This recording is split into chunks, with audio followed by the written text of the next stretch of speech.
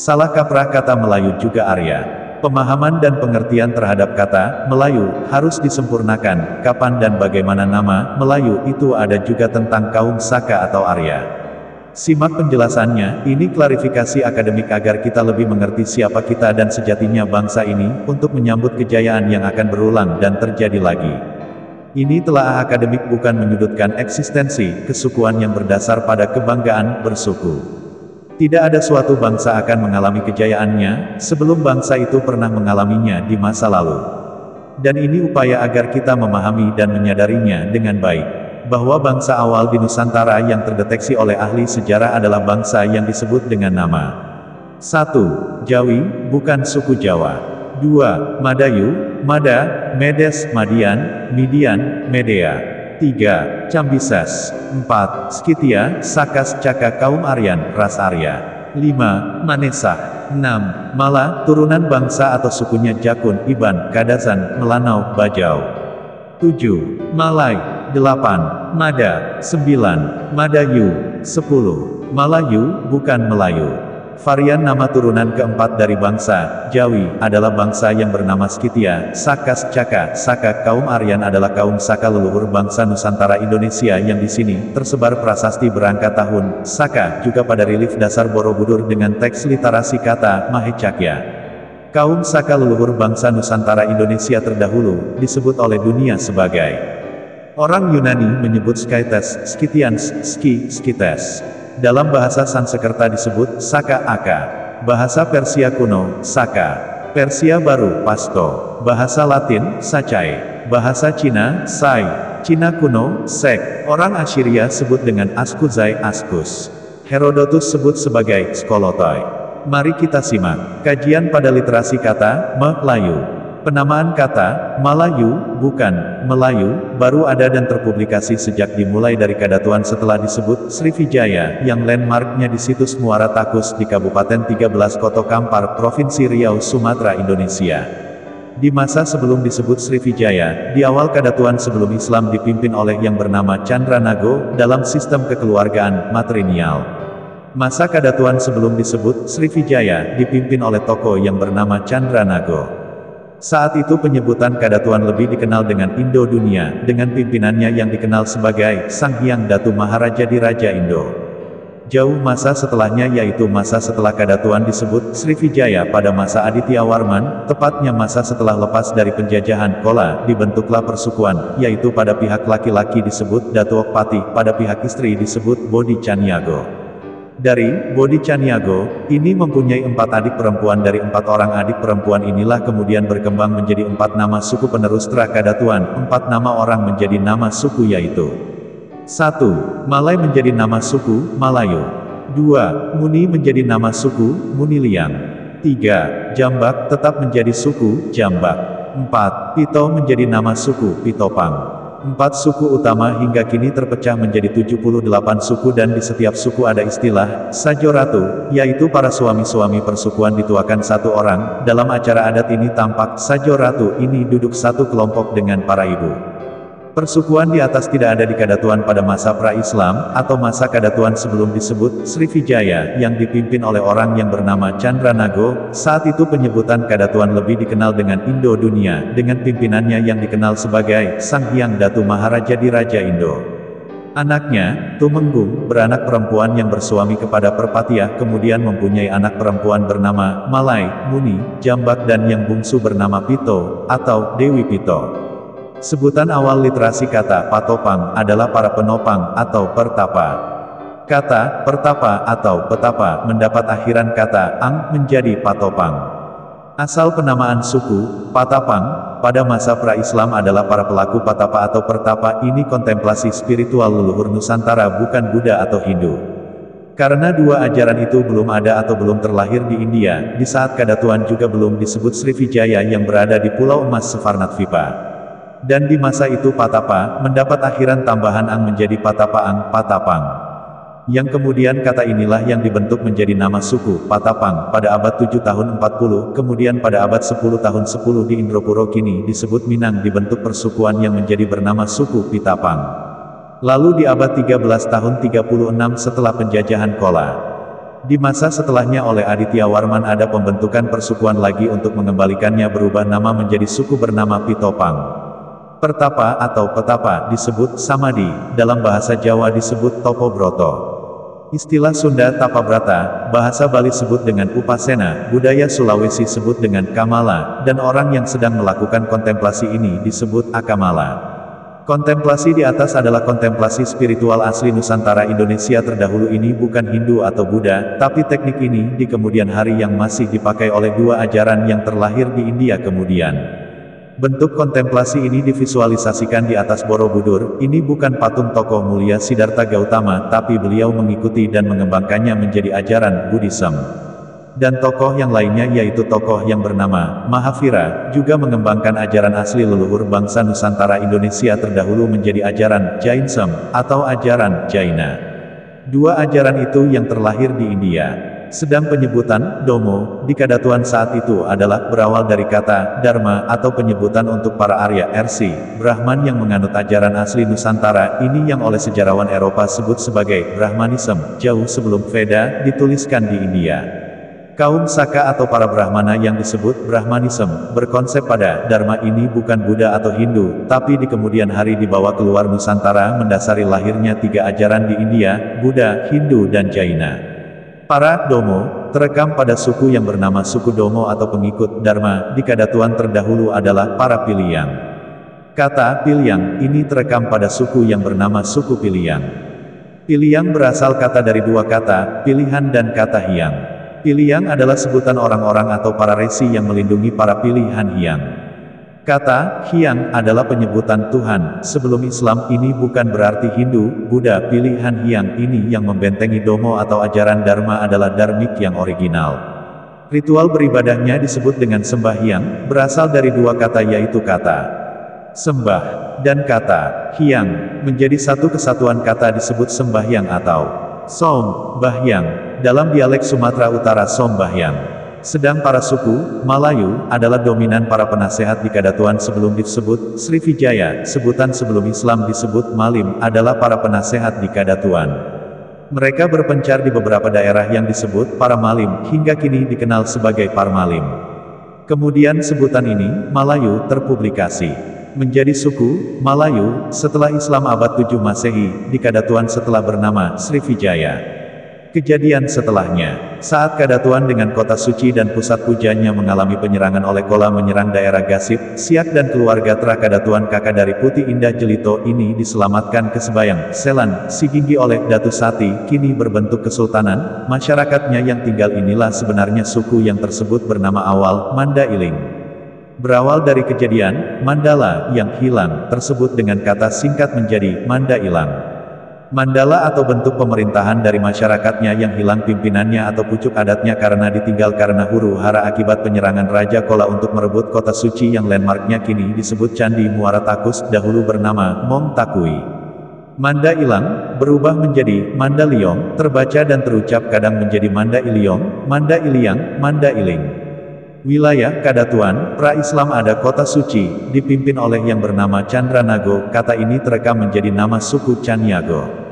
Kadatuan, wilayahnya disebut Nagori, dengan bahasa Nagori, Nagari ibu dari bahasa nasional internasional saat itu bahasa Sansekerta, dengan pusat pujanya Mongtakui, dan pusat pemerintahannya di Bukit Katangka, di daerah wilayahnya pada radius 75 km yang kini disebut dengan Koto, yang memakai angka yaitu 13 Koto, Kampar, 5 Koto, Tapung 6 Koto, Subayang 12 Koto, Kapur 9, Pangkalan 6 Koto, Gelugu 6 Koto, Rokan 4 Koto, Rajo 5 Selo, Andiko 44. Perhatikan dan simak baik-baik. Inilah kronologis kata Malayu berubah menjadi Melayu yang kemudian dianggap menjadi suku yang bernama Melayu.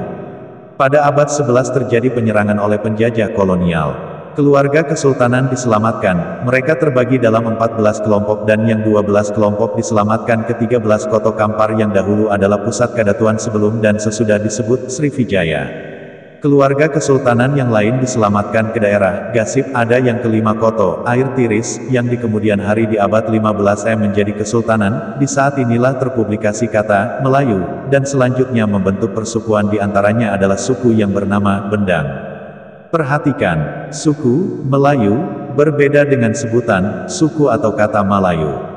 Maksudnya, suku Malayu ini adalah suku yang dibentuk di Kadatuan setelah disebut Srivijaya, yaitu di masa Aditya Warman, yaitu yang merupakan 4 suku bentukan di masa Aditya Warman, dan terakhir yang kelima baru dibentuk suku bernama Malayu.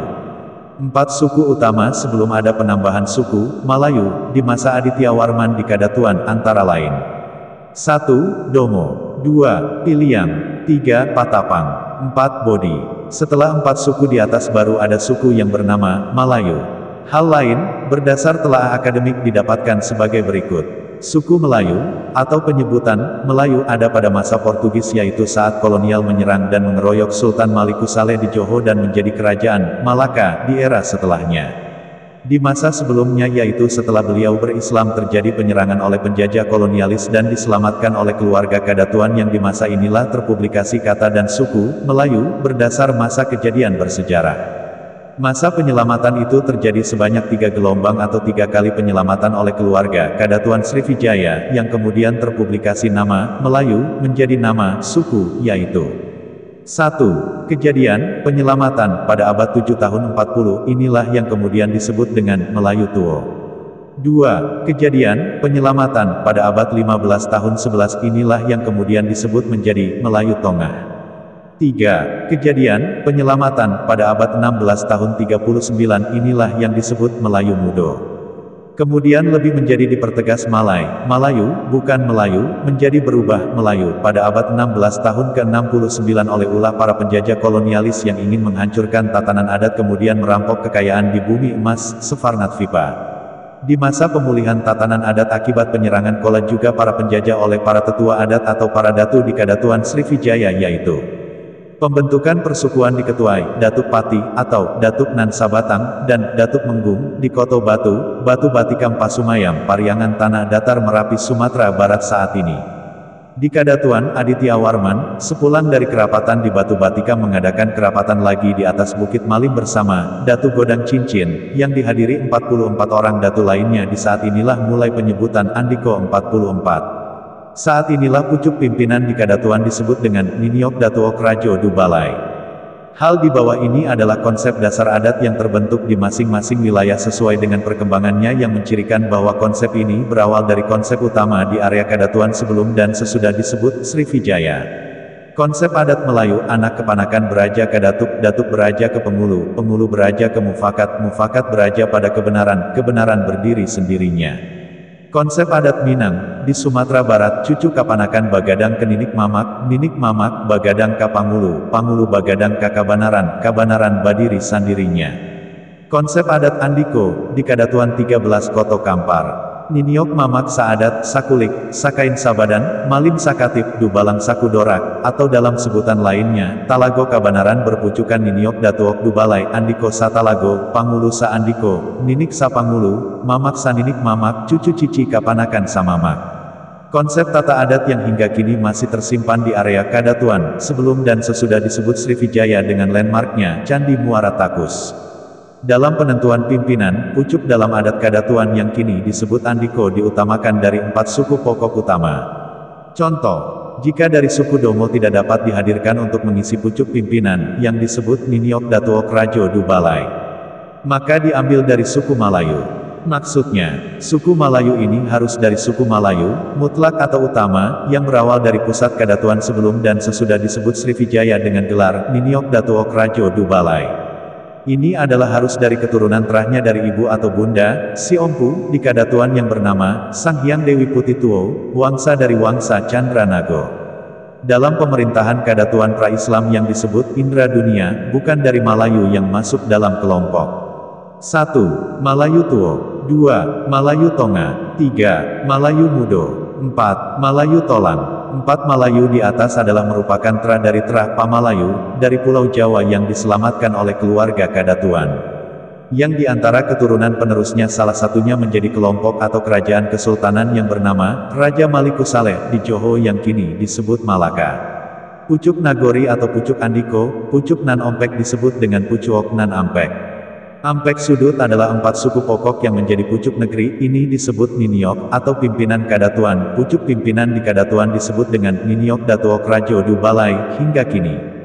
Penyebutan Du Balai bukan di Balai. Kata atau teks Du dan Di ini menjelaskan bahwa daerah tersebut adalah asli Kadatuan atau bentukan oleh kolonialis. Ini telah akademik bukan menyudutkan eksistensi kesukuan yang berdasar pada kebanggaan bersuku. 4 sudut Nagori, 4 warna, mewakili 4 suku utama. 1. Domo. 2. Piliang. 3. Patapang. 4. Bodi. 5. Malayu. Suku Domo saat ini baru terdeteksi ada 20 diantaranya 3 yang baru tertulis yang baru dapat diketahui. 1. Domo Godang. 2. Domo Panjang. 3. Domo Caniago. Malayu, kata, Mala, dan akhiran, Yu, bukan Melayu, menjadi berubah Melayu pada abad 16 tahun ke-69 oleh kolonialis penjajah yang ingin menghancurkan tatanan adat juga ingin merampok. Masa pemekaran dari sebutan Sumatera Tengah dengan pengkolonian daerah menjadi 3 provinsi tahun 1957 sampai 58. 1. Sumatera Barat menyebut diri dengan Minangkabau, menyebut juga sebagai suku Melayu berpusat di Batu Sangkar. 2. Jambi, menyebut diri Melayu. 3. Riau, menyebut diri Melayu daerah kepulauan Pulau Penyengat daratan sekitar Siak. 4. Malaysia, menyebut diri sebagai Melayu. Kembali pada telaah awal kajian utama, yang menunjukkan kita adalah bangsa besar yang pernah maju dan akan kembali mengulangi masa kemajuan. Dengan bukti dan berdasar fakta yang dapat dikaji kebenarannya yaitu terbukti, ada 12 kata, sevarga, di relief dasar Borobudur, bukan tertulis kata nirvana, atau jannah. Dan literasi kata, surga, adalah penyebutannya yang sudah akrab oleh bangsa Nusantara. Ini membuktikan bahasa dan ajaran yang mendasarinya adalah asli milik kita bangsa Nusantara Indonesia. Literasi teks kata, sevarga, atau surga, ini bukan dari Arab atau dari India. Para Brahmana, Brahmanism, kaum Cakya, Saka, Skitya, Aryan, sudah ada jauh sebelum Veda, dituliskan di India, adalah leluhur bangsa Nusantara menyebar ke 3/4 muka bumi, sudah ada jauh dari tahun 78 Masehi.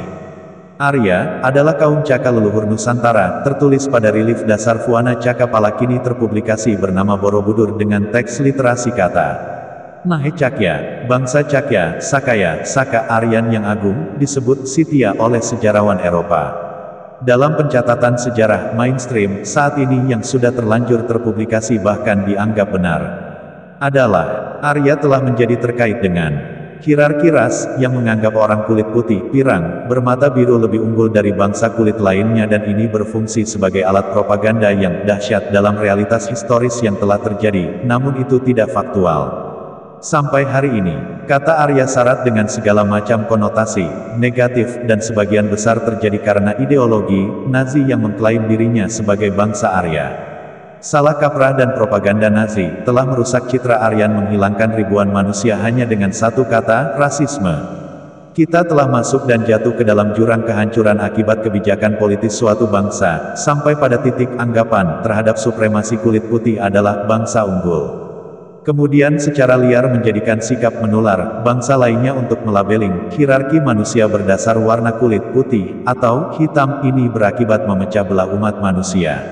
Anggapan awal terhadap bangsa Arya yang terpublikasi saat ini adalah yang hidup di Iran dan Irak pada era prasejarah. Orang-orang ini bermigrasi ke India Utara sekitar 1500 SM. Penduduk asli Dravida India ini menyebut para pendatang baru adalah Arya. Pada akhir abad ke-19 awal ke-20, Arya disamakan dengan orang-orang Jerman atau Nordik. Dan sebelumnya ada anggapan Arya, merujuk ke bahasa kuno yang penuturnya dianggap telah menyebar dan mempengaruhi bahasa di seluruh anak benua India. Juga terpublikasi peradaban Sumeria berkembang di Teluk Persia, sekitar 4-3 ribu SM dan peradaban di dataran Tanah Sinar adalah wilayah yang baru ada setelah 2000 SM yang kini disebut Babel. Sumber lain juga tersebar bahwa, menurut kepercayaan Folkis, Arya telah menciptakan peradaban yang tinggi. Yang telah ada ribuan tahun lalu hancur oleh bencana alam pencairan es pada akhir zaman es terakhir atau permulaan zaman es, 12.000 tahun yang lalu dan dasar mitologi ini kurang kuat. Anggapan lainnya adalah bahwa tanah asli Arya adalah Thule, di ujung utara bumi daerah yang hangat. Mereka tinggal di gua-gua, cabang dari keturunan ras Arya ini adalah Proto-Indo-Eropa. Terpublikasi adalah orang-orang Iran, yang menyebar, menjajah berbagai wilayah utara bumi pada masa setelah air bah, menyebarkan peradaban pertanian dan secara universal dikenali dengan simbol swastika. Simbol inilah yang dipakai ideologi Nazi untuk mengklaim dirinya sebagai bangsa Aryan. Salah kaprah dan propaganda Nazi ini yang telah merusak citra Aryan. Menghilangkan manusia hanya dengan dasar rasisme, dikenali dengan memakai simbol swastika di masa Hitler. Budaya Bali menyimpan simbol dan makna swastika yang dipakai dalam berkehidupan dan berbudaya. Inilah simbol bangsa Arya yang sejati. Kaum Caka adalah Aryan, leluhur bangsa Nusantara Indonesia terdahulu. Literasi kata Arya terekam pada kalimat pembuka prasasti Kalasan tertera kalimat Namo Bhagavatyai Arya Taravyai. Teks kalimat yang tertulis juga di Nalada Bihar India pada stupa bernama Sariputra. Nalada di Bihar India dibangun atas prakarsa Balaputra Dewa dinasti Sailendra dan Sariputra adalah putra Nusantara Indonesia. Teks kalimat yang tertulis di Nalada Bihar India pada stupa bernama Sariputra. Iri Nalada Mahavihariya Arya Biksu Samgasya. Nama, Sariputra, adalah putra Nusantara, tokoh pelopor cikal bakal lahirnya salah satu ajaran India yang kini dilabelkan di Borobudur. Beliau yang terlahir dari seorang ibu bernama Sari, di Suvarnatvipa, Nusantara Indonesia terdahulu 568–484 SM. Artinya, kaum Saka atau Aryan leluhur bangsa Nusantara Indonesia sudah ada lebih dahulu jauh dari 78 Masehi dari saat menaklukkan Raja Salivahana India. Angka tahun 78 Masehi ini yang disalah tafsirkan untuk menghitung awal tahun Saka di prasasti, hingga hilang atau dihilangkan sejarah kita sebelum tahun itu, oleh pencatatan sejarah yang dominan ditulis oleh kolonialis. Kapan dan siapa, misionaris pendakwah India ke Nusantara, hingga situs-situs dan kerajaan pra-Islam disebut Hindu, Buddha? Tidak ada jawabannya, ini hanya labeling kolonial untuk mengaburkan sejarah kemudian berupaya merampok dan menindas bangsa ini, Indonesia di masa terdahulu. Bahwa fakta akademik membuktikan, pemahaman dan pengertian terhadap kata Melayu harus disempurnakan dan ajaran asli Nusantara, Dharmik, adalah yang dibawa leluhur bangsa Nusantara Indonesia terdahulu yang mendasari lahirnya tiga ajaran India. Berawal dipelajari di Suvarnatvipa di area Kadatuan sebelum dan sesudah disebut Sriwijaya. Ajaran asli leluhur kita Dharmik original tergambar di Borobudur hingga kini tersimpan sempurna di Bali. By Santo Saba, Indonesia Arya, Riset dan Eksplorasi.